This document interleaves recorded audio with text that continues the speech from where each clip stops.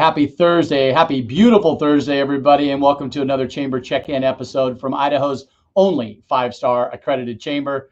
I'm so excited to feature Matt Osbon, the general manager of sales and marketing for the Boise Hawks. Hi, Matt. Hey, Paul, how are we doing today?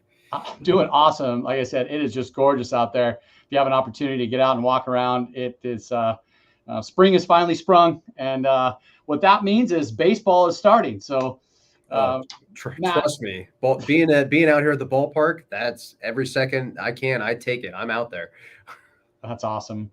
Hey, the Hawks have been a cornerstone member of the chamber in this community for several decades, and Mike Van Heis is just announced his departure from the league, and he's moving on to different things. So we're going to miss Mike, but we get to hang with you now, Matt. And so this episode of these chamber check-ins is really to learn a little bit about you and build some hype for the Hawks this year. And so let's start with that, Matt. Tell us a little bit about you, your history of work, and your role with the Hawks. Yeah, absolutely. I'll touch on Mike too. Obviously, when I first started with the Hawks, me and Mike started right around the same time, and I've learned an exponential amount about not only baseball but operations and running events from him. And he will, every person we've talked to who says we'll miss you, Mike, will not miss him as much as I will, just for his expertise and guidance alone. So just to say that for Mike, I know that I will be calling him a lot even when he's gone. But a little about myself. I really started my career in sports. My very first internship was with the Sioux Falls Canaries. When I was still in college, as a matter of fact. It was unpaid every day. I had to work part-time at a vitamin store, like right across the street from the facility, so that I could, pay rent and everything else in between. But even at the time, that was what minor league baseball was. Independent baseball too, because they're in the American Association.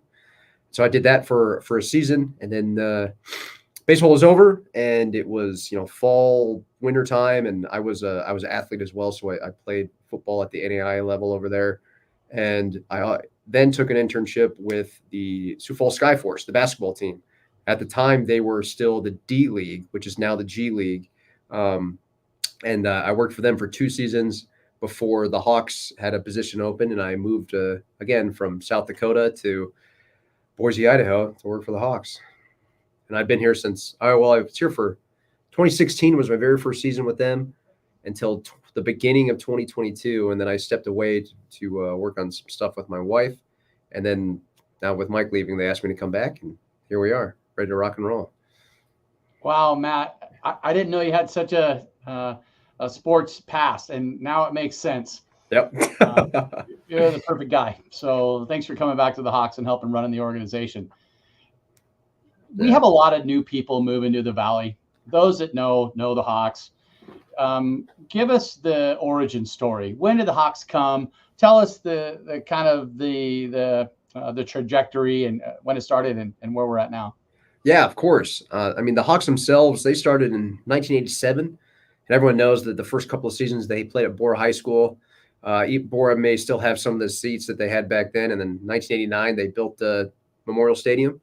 But you probably know yourself, Paul, that the history of baseball in Boise is long, as a matter of fact, from the Boise Braves to the Boise Angels or whatever the case was. Yeah. And throughout those years, different affiliations have at one point we were Yankees.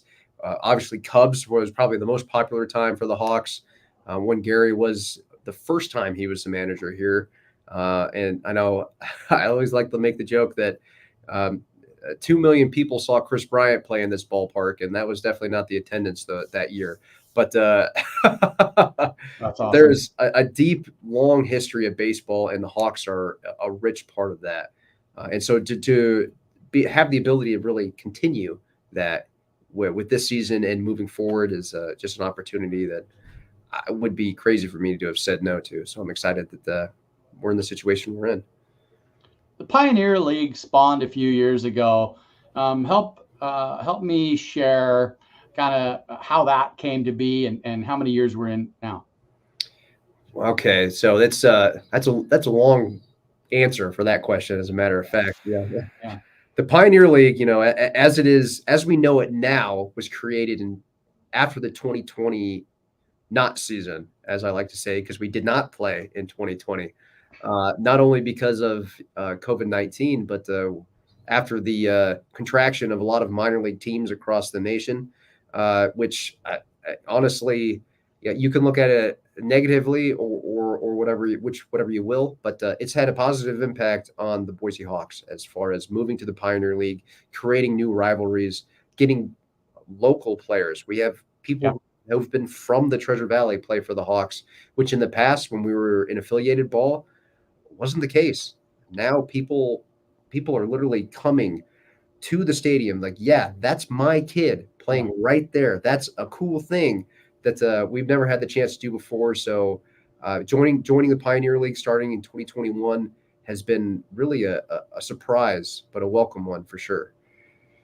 I love it. And I like that you said that there's local players because I remember when Boise State baseball had a great start and then for some reason, disbanded. And now you've got Gary Van Toll as Yep, well as the coach and general manager of the team, as well as local players and some of them from Boise State. I that is mean, correct. State. And so that's really cool. Um, I want to help build the hype for the season. As I was looking at your website, I noticed some new teams. And tell us a little bit about the Pioneer League's tournament, the season. When does it start? When does it end? When is the big tournament at the end of the year and all that? Absolutely, absolutely. As you know, we play. There's 12 teams now in the league. When we first started, there was 10. Uh, we talked a little bit about a couple of the new teams, two California teams, which is really cool for the sport, Yeah. being that it's big in California in general, but for the Pioneer League to finally have a reach in California is huge, and I know it's just going to continue to grow. With the team in Oakland and then the team in Davis, which is the YOLO High Wheelers. Um, it was funny when Mike was first talking to me when I was getting on board. They had not quite released their name yet, so when I learned it was the YOLO High Wheelers, I thought that was interesting to say the least. But as far as the league itself, opening day is May 21st for us. We play our last exhibition game on this tomorrow, as a matter of fact, against Idaho Falls Chuckers. So it is truly the start of the season is May 21st for everyone else as well. So all I guess hands are on deck for every other team across the league, and it is a battle to try and make to the postseason, which is the objective. Um, in the past, I know there was you won the first half, you got to go automatically. You win the second half, you get to go. Now it is the format's changed a bit with some best records included in there. Which I know one point last year, Boise was really in the run for that. But just like baseball, it's got ebbs and flows. But I know that's kind of the idea every year, right? People before would complain about the team saying the pitching's bad, this is bad, but we didn't have any control. That was either the Rockies or the Cubs. Now it truly is on Gary and Jake and myself to kind of figure that out, get the right players out there, and win baseball games.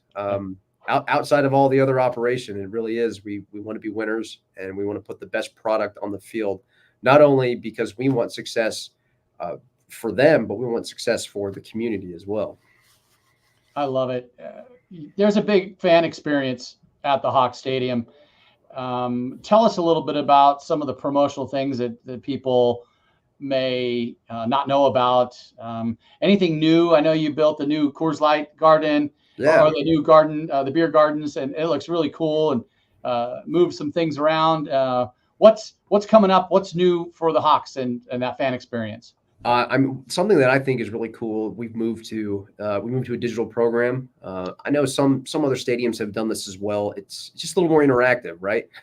Excuse me. Everyone already has their phone in front of them, Right. so taking advantage of that and getting the information from our partners, getting player stories, and really having the ability to add more to it.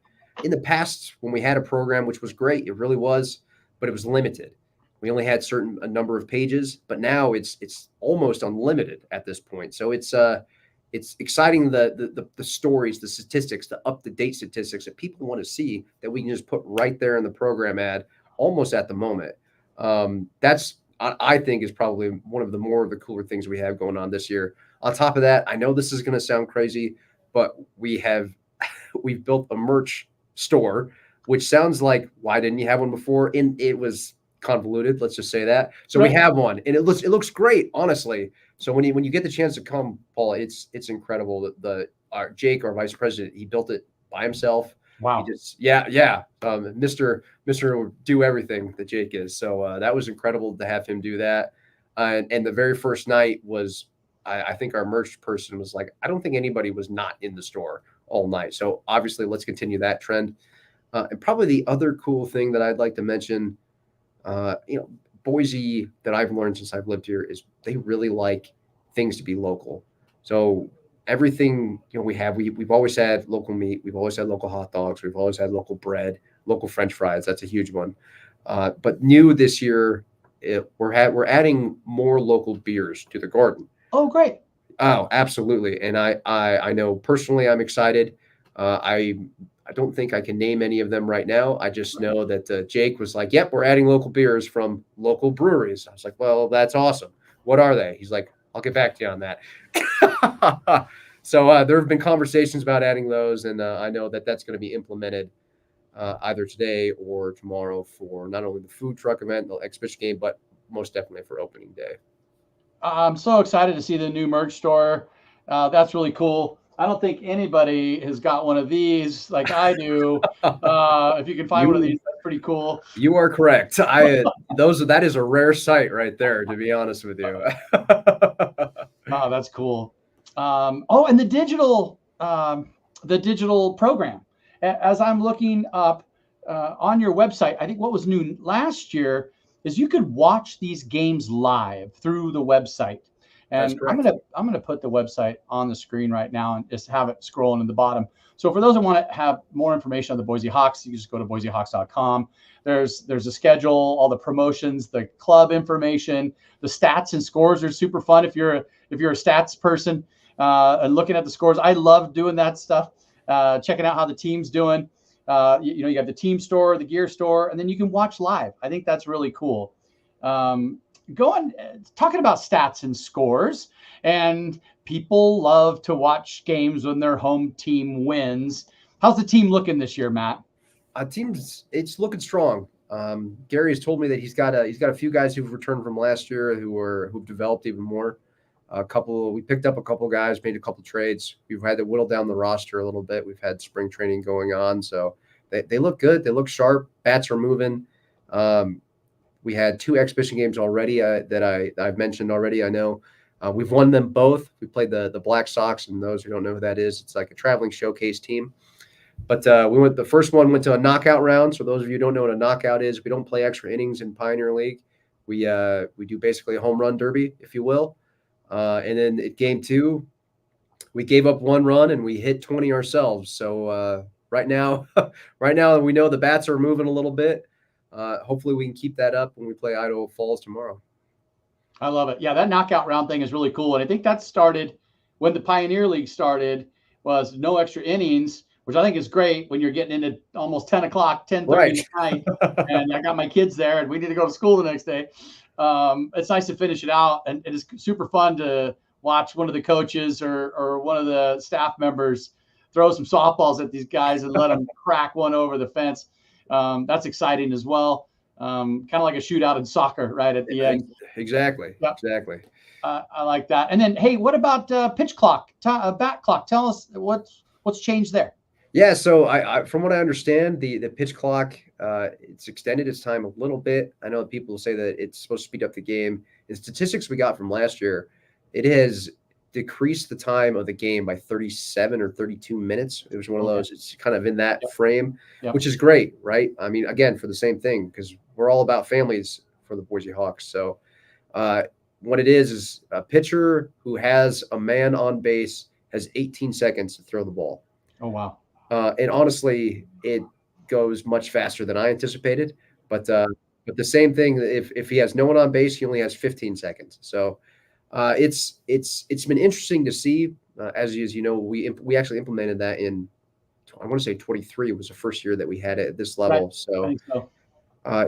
it's been a cool change. The pace is a little, everyone's always complaining baseball's a little slower, but it's really picked up a bit because of it.